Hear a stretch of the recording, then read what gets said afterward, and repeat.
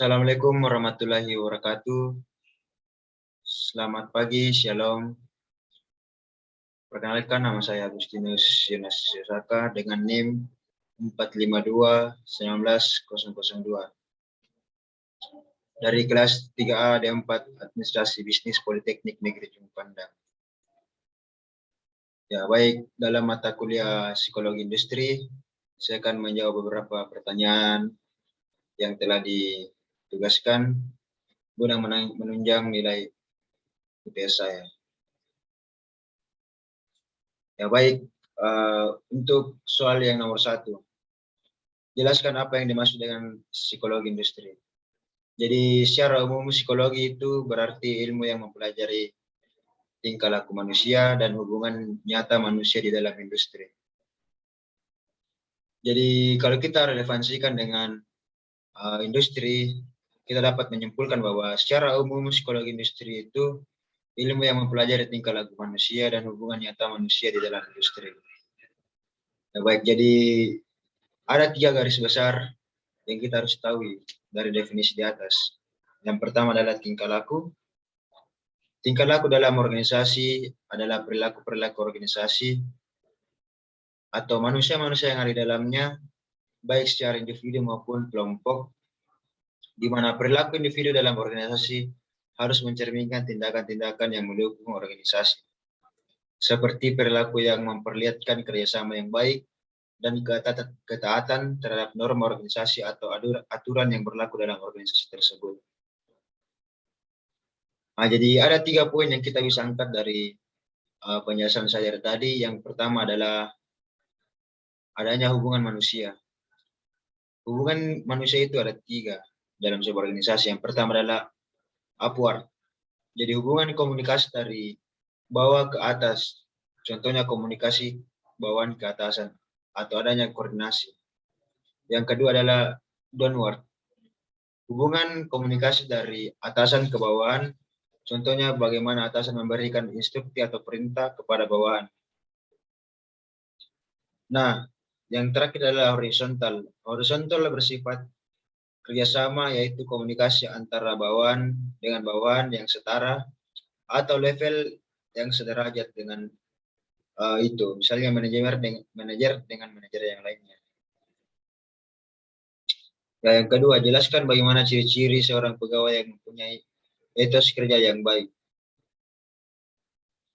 Jadi ciri-ciri pegawai yang memiliki etos kerja yang baik itu secara garis besar ada 4. Yang pertama, memiliki kedisiplinan dan ketekunan. Yang kedua, sabar dan tidak banyak mengeluh, selalu mengupayakan pekerjaan yang baik. Dan yang terakhir adalah kreatif dan inovatif atau inisiatif. Nah, etos kerja yang tertanam dalam diri kita, ketika kita memiliki etos kerja yang tinggi, maka kita akan terdorong untuk melakukan yang terbaik untuk diri kita, sehingga kita memiliki potensi-potensi yang kita miliki akan keluar. Baik, kita lanjut ke nomor 3. Jelaskan bagaimana perbedaan bentuk pelayanan di industri jasa dan di industri manufaktur. Ya, jadi baik, pelayanan di industri jasa yaitu bagaimana cara agar setiap konsumen nyaman dengan pelayanan. Pelayanan yang maksudnya adalah pelayanan prima, baik dalam bentuk material ataukah pelayanan dalam bentuk non material. Targetan utamanya adalah melayani konsumen dengan sebaik mungkin agar ia merasa nyaman atau puas dengan pelayanan kita.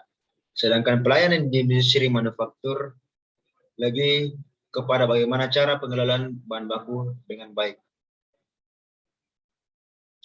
Yaitu bagaimana cara kita dalam memilih bahan baku itu secara selektif, maupun bagaimana cara produksinya.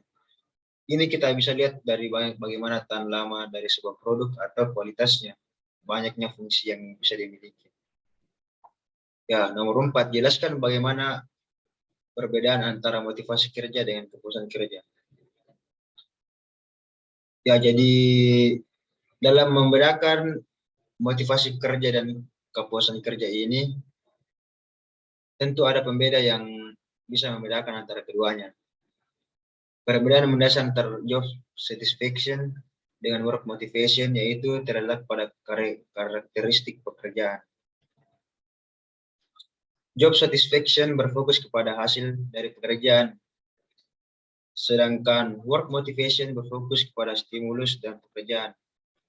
Job satisfaction dikatakan apabila kita merasa puas dengan menyelesaikan pekerjaan yang dibebankan kepada kita.